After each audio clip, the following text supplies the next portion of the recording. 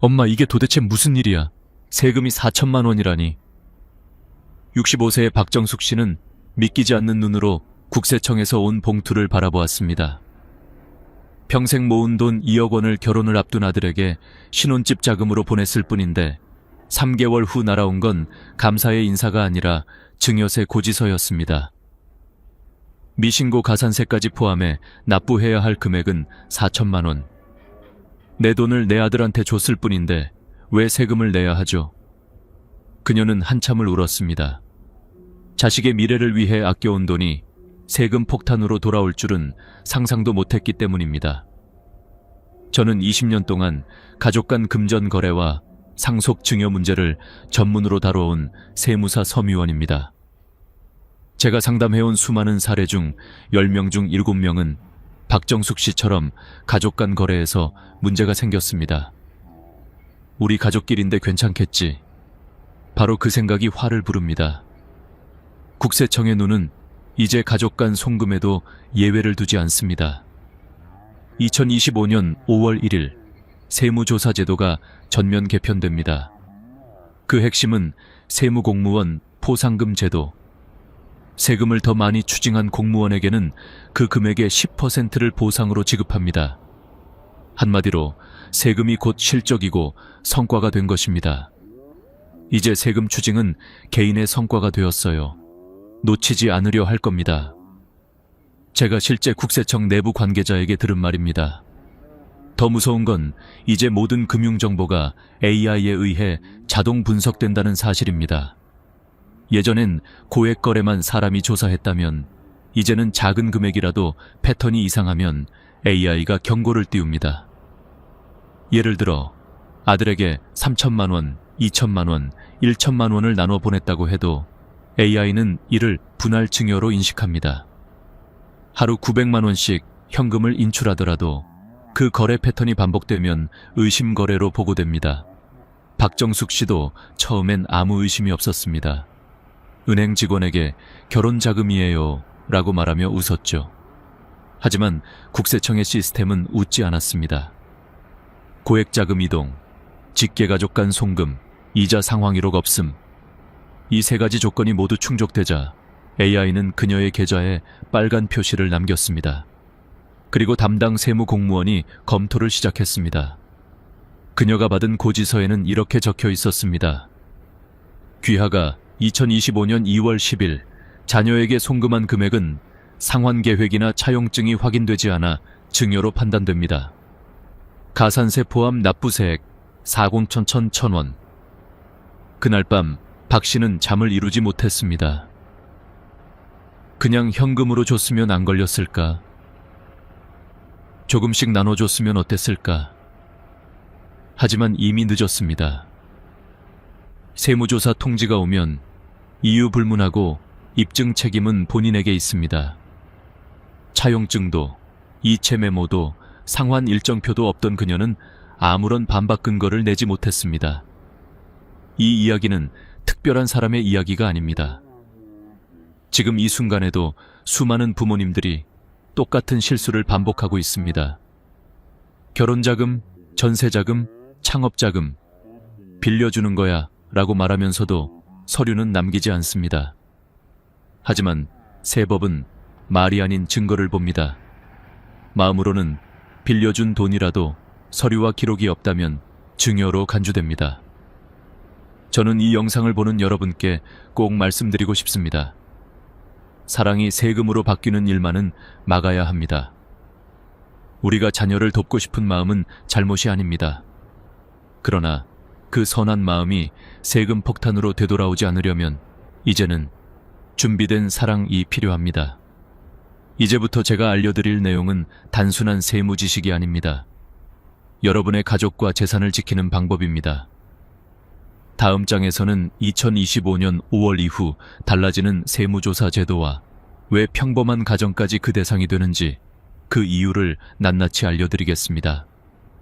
2025년 5월부터 시행되는 새로운 세무조사 제도는 단순한 행정 변화가 아닙니다. 정부의 세수 부족, 기술의 발전, 그리고 세무공무원들의 인센티브 구조 변화가 한꺼번에 맞물리면서 세금 조사 패러다임이 완전히 뒤바뀌는 사건입니다. 지난 2년 동안 대한민국은 약 87조 원의 세수 부족을 겪었습니다. 경기 침체, 고령화, 부동산 거래 감소, 그리고 수출 둔화로 인해 국외에 들어오는 세금이 급격히 줄었습니다. 문제는 정부의 지출은 줄지 않았다는 것입니다. 복지비, 의료비, 연금비가 눈덩이처럼 불어나면서 재정은 한계에 다다랐습니다. 결국 정부는 이제 더 이상 대기업만 조사해서는 안 된다고 결론을 내렸습니다. 그래서 등장한 것이 바로 AI 기반 세무조사 시스템입니다. 이 시스템은 은행, 카드사, 부동산, 심지어 통신사 데이터까지 연동합니다. 과거에는 사람이 서류를 뒤지고 전화를 걸어 확인했다면 지금은 인공지능이 단 몇 초 만에 수백만 건의 거래를 분석해 이상 거래 패턴을 자동으로 찾아냅니다. 예를 들어 부모 계좌에서 자녀 계좌로 반복적으로 일정 금액이 송금된다면 AI는 이를 비정상 자금 이동으로 표시합니다. 아파트 계약 직전 대량의 현금이 입출금되면 그 즉시 상속 혹은 증여 가능성으로 분류됩니다. 이렇게 포착된 거래는 자동으로 세무공무원의 검토 리스트로 넘어갑니다. 그리고 올해부터 새로 도입된 가장 강력한 변화, 바로 세무공무원 포상금 제도입니다. 국세청 내부 지침에 따르면 세무공무원이 세금을 추가로 추징하면 그 금액의 10%가 포상금으로 지급됩니다. 연간 최대 2천만 원까지 받을 수 있죠. 예를 들어 어떤 공무원이 1억 원의 탈세를 적발하면 개인 포상금 1,000만 원이 그에게 지급됩니다. 이 제도가 도입되자 세무조사 분위기는 완전히 달라졌습니다. 예전에는 의심되지만 그냥 넘어가자던 사안도 이제는 확인해보자, 이게 내 실적이 된다로 바뀌었습니다. 부산의 한 세무공무원은 인터뷰에서 이렇게 말했습니다. 이제는 한 건이라도 더 찾아내야 합니다. 시스템이 자동으로 통보하니까 확인만 해도 성과가 쌓입니다. 즉, 예전처럼 서류 몇 장으로 넘어가던 시대는 끝났습니다. 세무조사는 이제 AI가 감시하고 사람이 검증하며 돈으로 보상받는 구조로 변했습니다. 그렇다면 이 변화의 파도는 누구에게 닿을까요? 대기업, 연예인, 고소득 전문직, 물론 그들도 여전히 조사 대상입니다. 하지만 이번엔 일반 가정이 주요 타깃입니다. 자녀 결혼자금, 전세보증금, 부모 병원비, 사업자금 지원 등 우리 일상 속에서 일어나는 가족 간 금전 거래가 새롭게 감시망에 들어왔습니다. 이유는 간단합니다. 세금을 피하기 가장 쉬운 루트가 가족 간 거래이기 때문입니다. 실제로 국세청 내부 보고서에 따르면 최근 5년간 탈루된 증여세 중 62%가 가족 간 거래에서 발생했습니다. 빌려준 돈이라고 주장했지만 차용증도 이자도 상환 계획도 없는 거래가 대부분이었습니다. 이제 국세청은 이런 거래를 더 이상 사적인 가족 문제로 보지 않습니다. AI 시스템은 다음의 5가지 패턴을 중점적으로 추적합니다. 1. 직계 가족 간 반복 송금. 2. 동일 금액 반복 입금. 3. 부동산 거래 전후 고액 현금 이동. 4. 미성년자 계좌, 자금 이동. 상환 이력 없는 차용 거래, 이 5가지 중 단 한 가지만 해당되어도 조사 대상으로 분류됩니다. 그리고 세무공무원은 AI가 포착한 그 거래 하나로도 포상금을 받을 수 있습니다. 즉, 이제는 내 돈인데 왜 세금을 내야 해? 라는 말이 통하지 않습니다. 세법은 감정이 아니라 증거로 판단하기 때문입니다. 국세청은 이미 가족 간 거래를 탈세의 사각지대가 아니라 조세 정의의 최전선구로 보고 있습니다. 다음 장에서는 바로 이 가족 간 거래가 왜 위험한지, 그리고 어떤 패턴이 실제로 증여로 간주되는지를 구체적인 사례와 함께 알려드리겠습니다. 여러분의 선한 의도가 불법 증여로 변하는 이유, 그 진짜 메커니즘을 지금부터 하나씩 풀어드리겠습니다. 많은 분들이 이렇게 말합니다. 가족끼리 주고받은 건데 뭐가 문제예요? 부모가 자식 도와주는 게 당연하지 않나요? 맞습니다. 세법도 그것을 부정하지 않습니다. 하지만 문제는 사랑의 돈과 세법상의 돈은 다르게 계산된다는 것입니다. 마음은 선이었더라도 문서와 기록이 없으면 세법은 그 돈을 증여로 간주합니다. 국세청은 가족 간 거래를 가장 감시가 필요한 영역으로 지정했습니다. 그 이유는 단순합니다. 남에게는 영수증을 남기지만 가족에게는 남기지 않기 때문입니다. 그리고 그 허점을 이용한 탈세가 너무 많았기 때문이죠. 세법상 가족 간 자금 이동이 증여로 판단되는 대표적인 경우는 다음과 같습니다. 첫째, 이자도 상환 계획도 없이 송금한 경우입니다. 예를 들어 결혼자금, 전세보증금, 창업자금으로 5천만 원을 보냈다고 합시다. 빌려주는 거야 라고 말했더라도 이자율도 없고 언제 갚을지도 정하지 않았다면 국세청은 이 돈을 빌려준 돈이 아니라 준 돈으로 봅니다. 즉, 증여로 분류됩니다. 부산의 정미영 씨 사례가 대표적입니다. 그녀는 딸의 결혼을 앞두고 전세자금 1억 5천만 원을 송금했습니다. 메모에 결혼 축하해 라고만 적었죠. 그녀의 마음은 순수했지만 세법은 감정을 고려하지 않습니다. 이자 없음, 상환 계획 없음, 증빙 없음. 이 세 가지 조건이 모두 충족되자 국세청은 그녀에게 3,240만 원의 증여세를 부과했습니다. 둘째, 차용증 없이 고액자금이 이동한 경우입니다. 많은 분들이 우리끼리 무슨 서류야 라고 생각하지만 세법은 다릅니다. 말로만 한 거래는 법적으로 존재하지 않습니다. 차용증이 없으면 그 거래가 실제로 빌린 것인지 증여인지 구분할 방법이 없습니다. 국세청은 증거 불충분, 일볼 증여로 간주라는 원칙을 적용합니다. 셋째, 생활비 명목으로 반복 송금한 경우입니다. 부모가 자녀에게 매달 200만 원씩 생활비를 보내준다고 합시다. 한두 번은 괜찮지만 그게 1년 이상 지속된다면 세법은 생활비 지원을 넘어선 지속적인 재산 이전으로 판단합니다. 생활비 지원은 일시적, 불규칙적, 필요비용의 성격을 가져야 비과세입니다.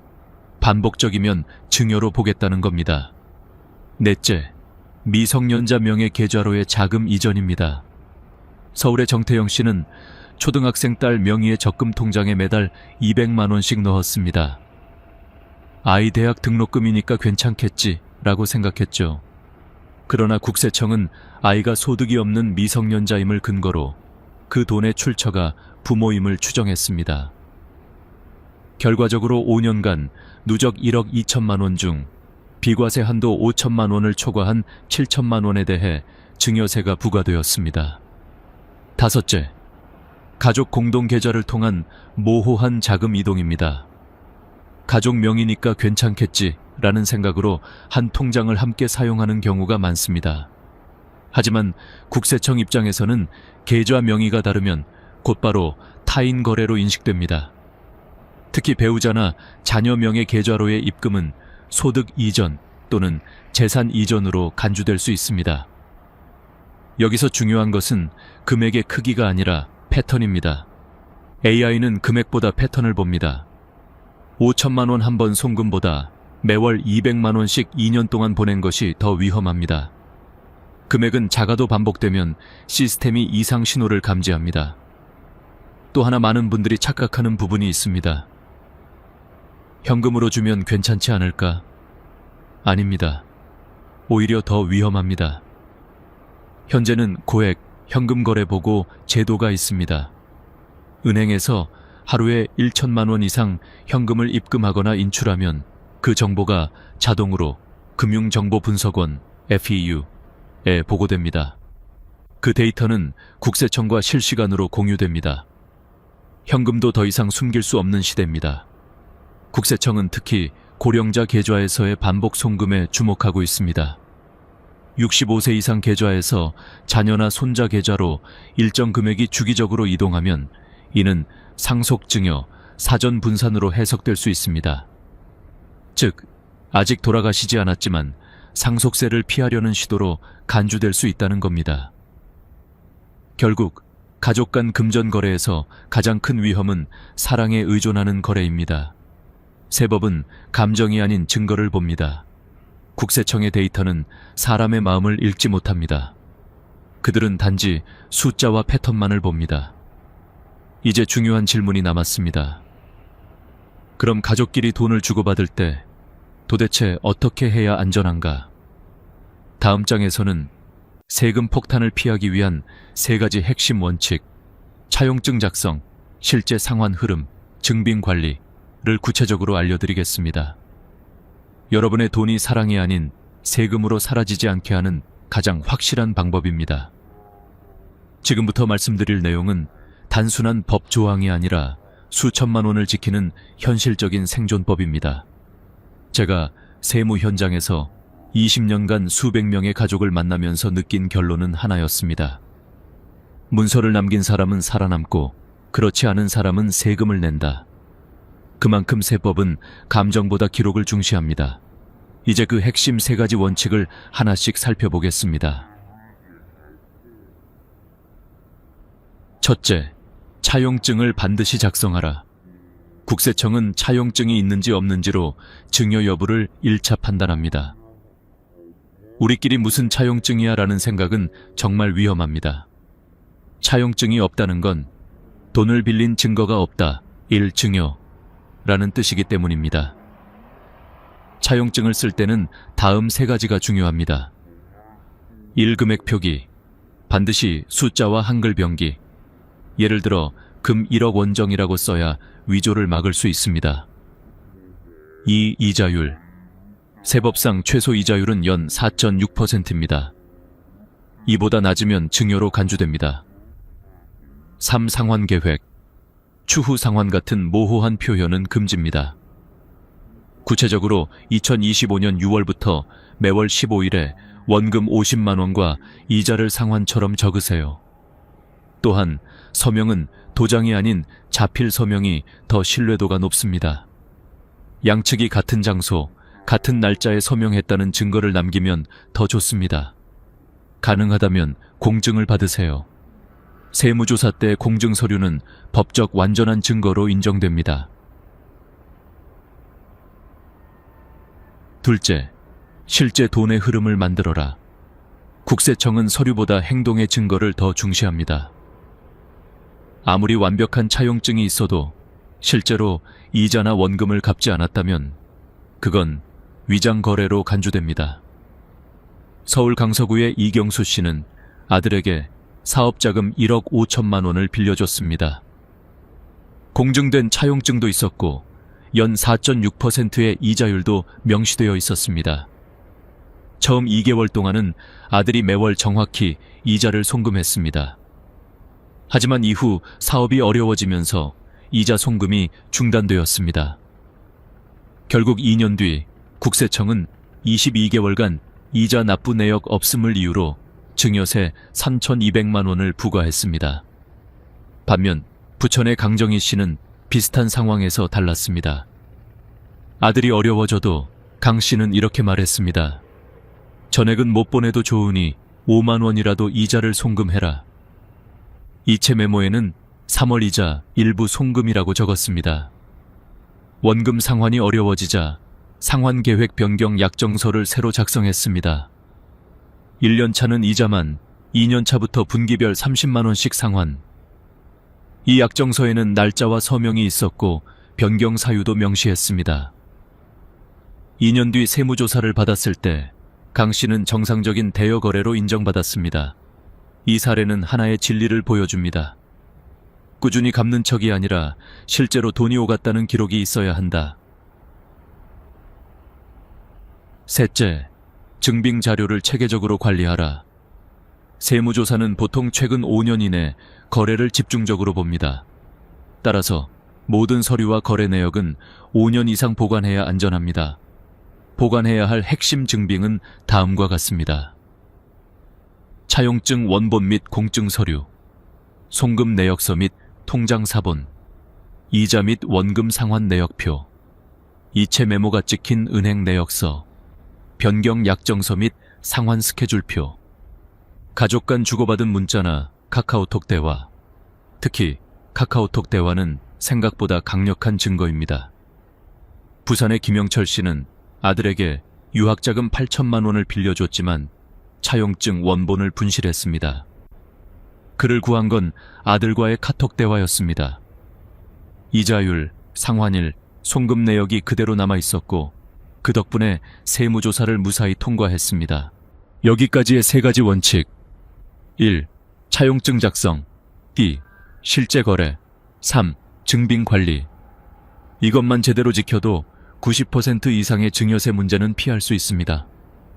이제 다음 장에서는 많은 분들이 실제로 궁금해하는 질문들.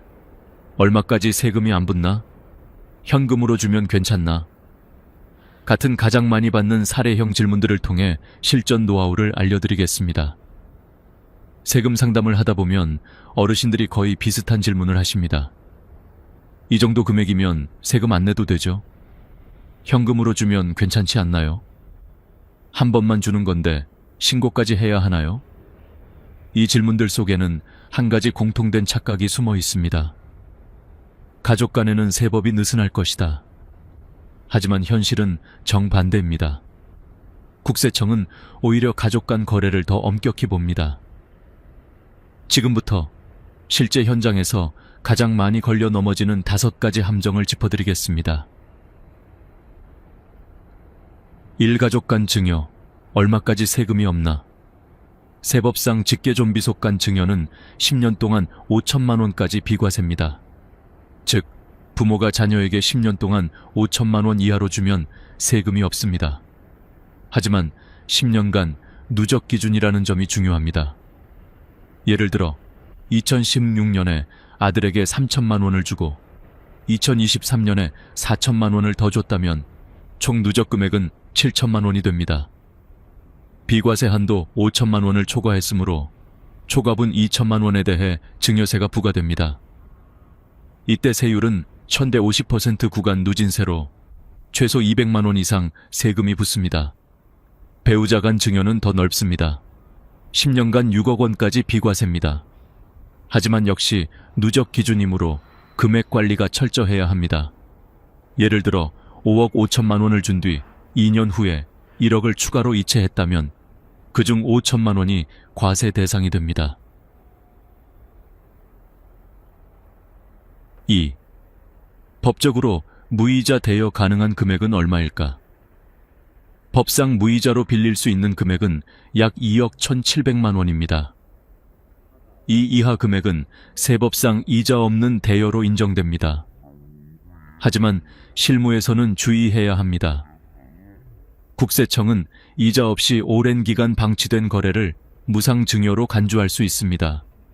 즉, 아무리 2억 원 이하라도 이자를 한 번도 받지 않았다면 결국 증여로 볼 수 있습니다.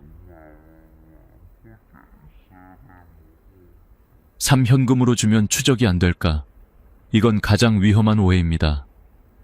현재 우리나라에는 2가지 감시 제도가 있습니다. 1. 고액 현금 거래 보고 제도 CTR. 하루 1천만 원 이상 현금을 입출금하면 자동 보고. 2. 의심 거래 보고 제도 STR. 거래 패턴이 비정상적이면 금액 상관없이 보고, 즉 하루에 900만 원씩 나눠서 인출한다고 해도 안전하지 않습니다.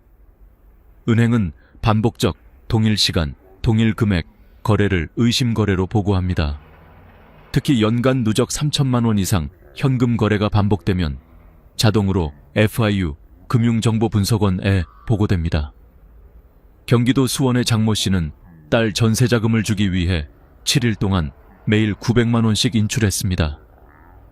1천만 원 미티면 안전할 줄 알았다고 말했지만 결국 의심 거래로 보고되어 세무조사 통지를 받았습니다.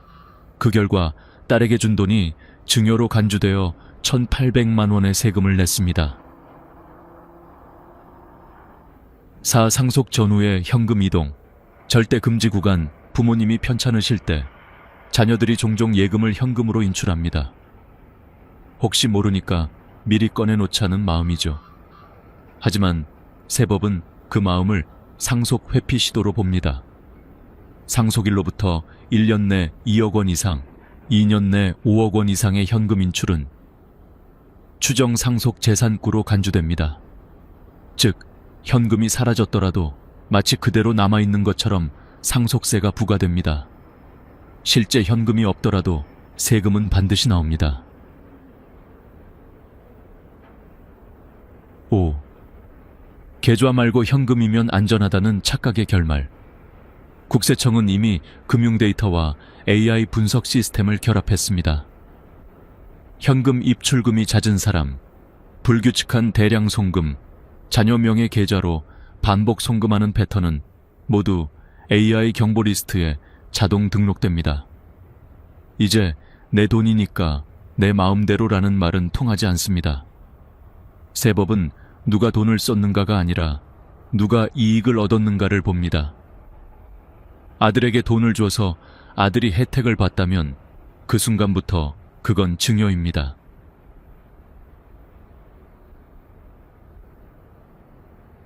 이 모든 예시를 통해 알 수 있는 결론은 단 하나입니다. 기록 없는 돈은 사랑이 아니라 세금이다. 어떤 선한 의도도 증거 없이는 세법에서 인정되지 않습니다. 국세청은 이제 가족 간 거래도 투명한 금융 거래로 보고 있습니다. AI가 감시하고 사람은 확인하며 시스템이 과세하는 시대. 결국 준비한 사람만이 돈을 지킬 수 있습니다. 다음 장에서는 실제로 국세청이 AI를 통해 어떻게 데이터를 추적하는지 그 보이지 않는 감시 시스템의 작동 원리를 파헤쳐 드리겠습니다. 당신의 계좌가 어떤 기준으로 조사 대상이 되는지 그 메커니즘을 아시면 세금을 피하는 길이 보입니다. 이제 국세청은 더 이상 사람의 눈으로 세무조사를 하지 않습니다. 모든 조사는 AI와 빅데이터로 시작됩니다. 여러분의 통장, 카드, 부동산, 차량, 현금 거래까지 모든 금융 흐름이 실시간으로 분석되고 있습니다. 2025년 5월부터 본격 시행되는 AI 기반 세무 추적 시스템은 이상거래 자동 감지 IRS-AI라는 이름으로 운영됩니다. 이 시스템은 전국의 금융기관, 카드사, 보험사, 국토교통부, 심지어 병원 전산망까지 연결되어 한 사람의 경제 패턴을 통합적으로 감시합니다. 예를 들어 부모 계좌에서 아들 계좌로 2천만 원이 이체되고 이후 아들의 부동산 계약금으로 동일 금액이 사용되면 AI는 그 즉시 증여 의심 거래로 분류합니다. 이 모든 과정은 단 0.8초 만에 자동으로 처리됩니다. 또한 AI는 금액보다 패턴을 봅니다. 예전에는 고액 거래만 조사했지만 이제는 정기적 반복적 상호, 교차 송금이 포착되면 자동 경보가 울립니다. 즉, 부모와 자식이 서로 송금한 금액이 일정한 주기와 규칙성을 가진다면 그건 단순한 생활비가 아닌 자금 이동으로 간주됩니다. AI가 분석하는 세 가지 핵심 신호 1. 반복성, repetition. 매월 같은 날짜, 같은 금액으로 송금이 이루어지는 경우, 예를 들어 매월 25일에 200만 원씩 자녀에게 보내면 AI는 정기지급 패턴으로 인식합니다. 두 비율 불일치, disparity. 송금자의 소득 대비 과도한 금액 이동. 월 소득이 300만 원인데 1년에 3천만 원 이상 송금했다면 소득 대비 비정상 거래로 표시됩니다. 3용도 불일치, mismatch. 송금 후 금액이 부동산, 자동차, 고액 보험료 등으로 사용될 경우 생활비나 의료비 명목으로 보기 어렵기 때문에 증여 의심으로 분류됩니다. 포상금 제도가 가져올 변화. 이번 세무개혁의 가장 큰 변화 중 하나가 바로 세무공무원 포상금 제도입니다. 과세액의 최대 10%, 연간 최대 2천만 원까지 받을 수 있습니다. 즉, 세무공무원 입장에서는 세금을 많이 찾아낼수록 연봉이 오르는 구조입니다. 그 결과 조사 강도는 이전보다 훨씬 엄격해질 것입니다. 세무조사 한 번이면 끝나는 게 아닙니다. AI가 한 번 의심 거래로 태그하면 그 기록은 최대 7년 동안 데이터베이스에 남습니다.